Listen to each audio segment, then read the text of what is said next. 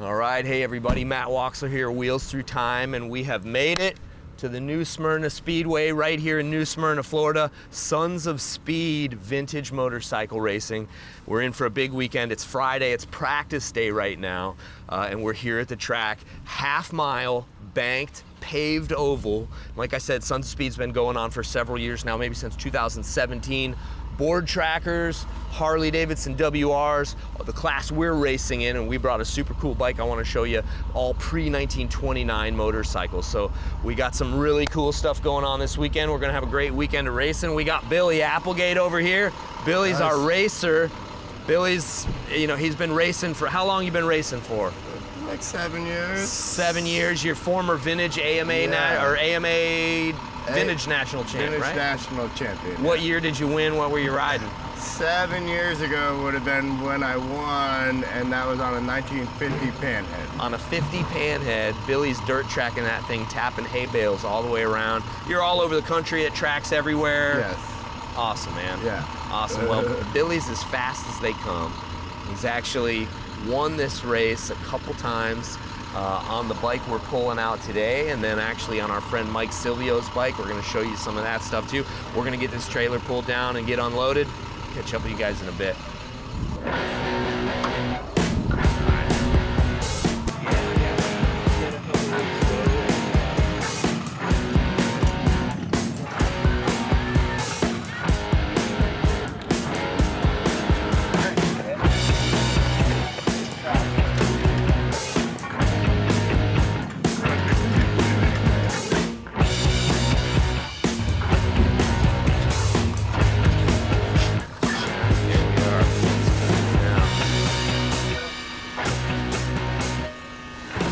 So guys, the bike we're looking at right now, you guys might have caught up with us doing some programming on this in some of our previous videos. This is the Maggie Marvel, 1924 Harley Davidson half-mile race bike. A lot of replica stuff on this bike. We go real fast, and we don't want to break any truly historic stuff. It's not to say that we haven't got out and raced lots of original motorcycles. A lot of this is original. The engine's original. Tons of hardware, tons of parts. The frame on this has been remade. The gas tanks are new gas tanks. Handlebars, new handlebars. A lot of unobtainium stuff that you just never find anywhere for us guys that want to get out and go fast. Sometimes you got to use replica parts. So the frame was actually handcrafted by a good pal of mine, Mike Lang. He's here racing also. We're going to show you guys some of his motorcycles in a few. But yeah, this thing, I've been racing it since 2010. Ton of fun. Touching 100 miles an hour often. And the thing absolutely runs a lot faster than you think it would. So Billy's been racing this thing. What, last time you were on it, we broke. We broke. Yeah, so you got a cam seized up on the pin. We broke at the finish line when I won.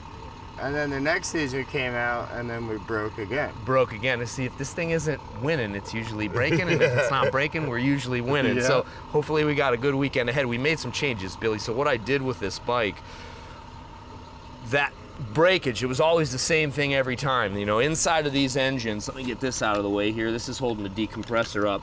But inside of these engines, you've got a single cam, just like Harley used all the way up through the Evolution years, you know, knucklehead, panhead, shovelhead, Evolution. But there's these internal little cam followers, and we're hitting such RPMs that those internal cam followers tend to break when you get way up high. So we've put a new cam in it, all right? So the new cam is eased off on some of that really hard stuff. So it may be as hot and it might not be as hot. I got another motor sprocket on it, so we're geared differently. I don't know how it's going to perform. It's going to be interesting. Today's our practice day, so we're going to get out and make laps, make adjustments, you know, see how we run with the rest of the pack. I'd love to keep it how it is, but if we got changes, we got all the parts to do it, man. Got all the parts to do it. Yeah, so we'll be set. Looking forward to it. If you guys want to hear it run, let's crank it right now. Okay.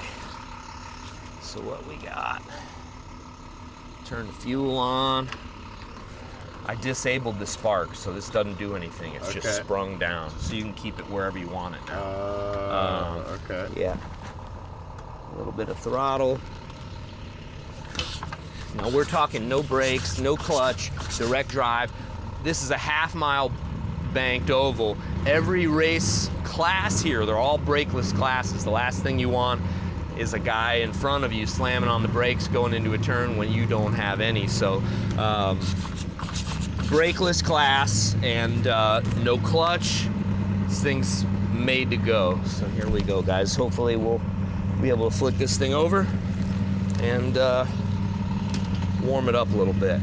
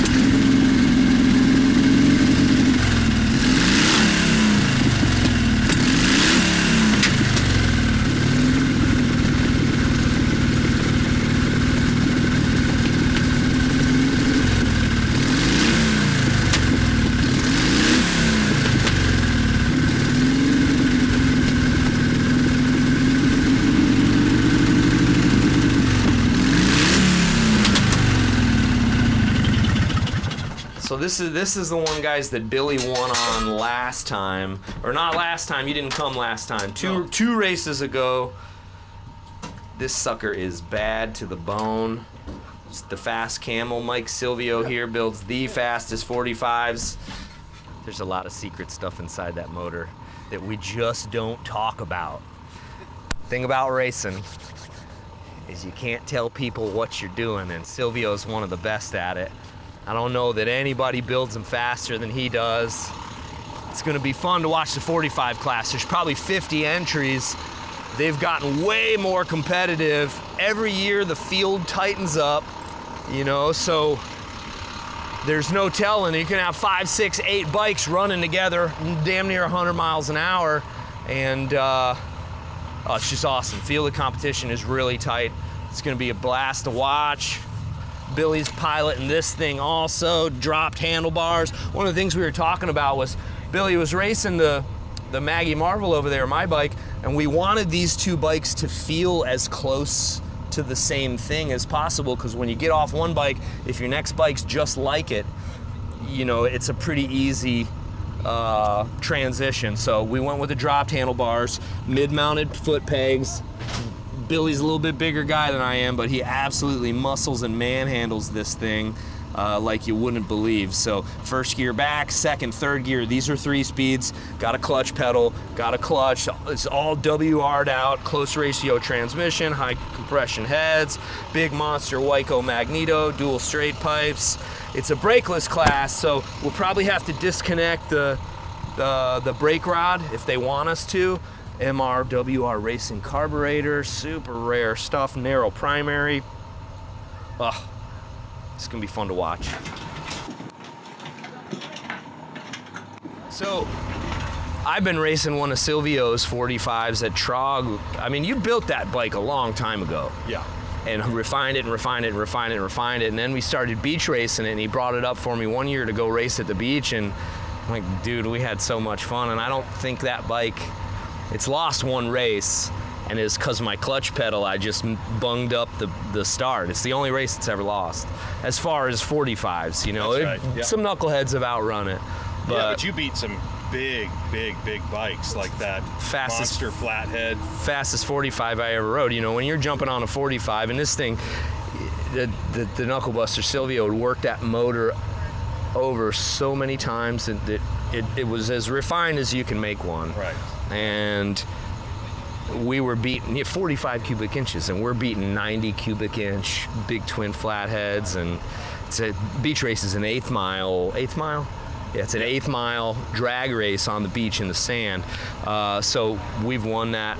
You won the big twin class a couple times, and the Knucklebusters won the 45 class maybe 3 or 4 or 5 times. And oh See what man, this does. I'm excited to be. This is all kind of purpose built you know, for this half-mile track. We did what we know to do and know how to do with this bike, and it was successful. Yep. And this is kind of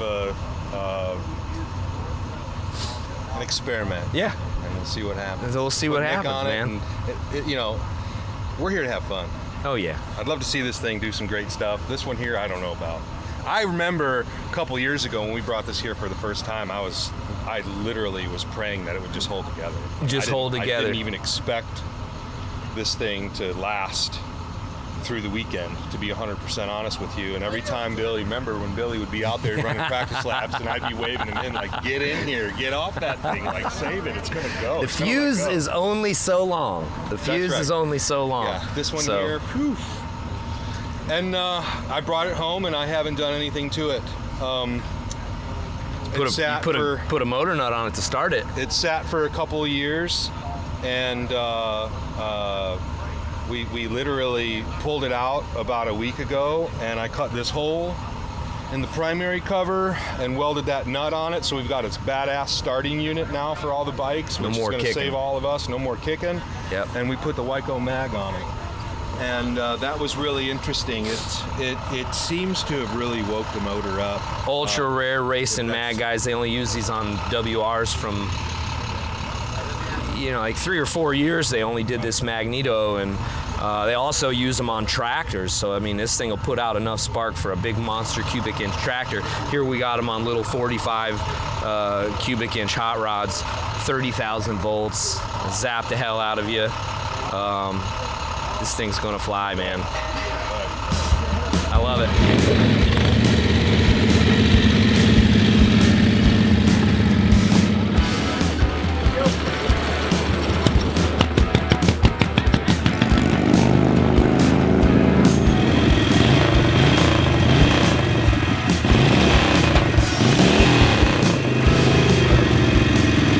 All right, guys, so first time out for the bike. I'm not racing it, but what I'm gonna do is just make sure the carburetor's dialed and everything's running as it should be. So I'm gonna go out and make some 60, 75% laps, right around there. Just make sure everything's dialed. All we can do is run these bikes on the stand unless you're at the track. So a couple laps and we'll put Billy on it.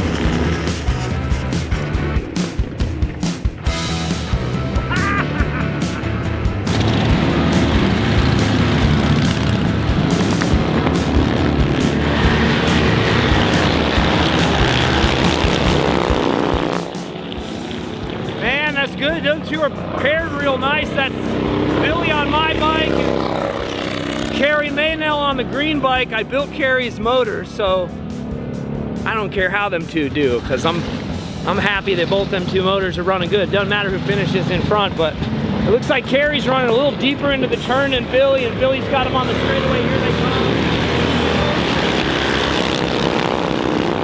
come. Big successful day. First track practice day down here at New Smyrna. Billy, what'd you think? How's the bike running? The bike's running real good, handling real nice. A little bit less bouncy than last year for some reason, or I'm just finding a better line. You're probably finding a better line, man. Yeah. Your last lap, we're doing 25, what was it, 25.2, 25.3, 4, 25.9 or something. 25 seconds. Yeah. The last time out was the first time you dipped into the 25s. That's the cool thing about being on a bike like this, is it's rare we get to ride them. So each time you ride it, every time out, you're cutting time off your laps. Yeah. So Billy's flying. The competition looks really good. What we're gonna do is, we've already kind of done some maintenance on the engine here. I'm gonna flip this tire around. Steve, check this tire out over here on this side. Let me get out of the sunlight. And you can see this is an Avon Speedmaster S tire. So this is an actual racing tire, soft compound.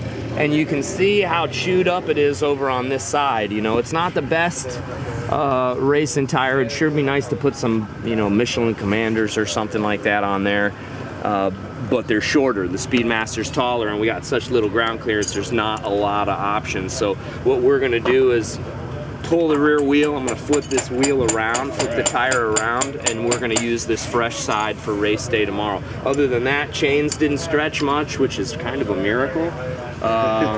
Yeah, the thing's oiling perfectly. Yeah. The plugs look fantastic. Charlie got us fixed up with our number plate up front. Thanks, brother. And yeah, we're all set. So easy evening tonight. We're gonna go out and get some dinner, get some rest. Be here tomorrow first thing in the morning, and catch up with us on race day, guys.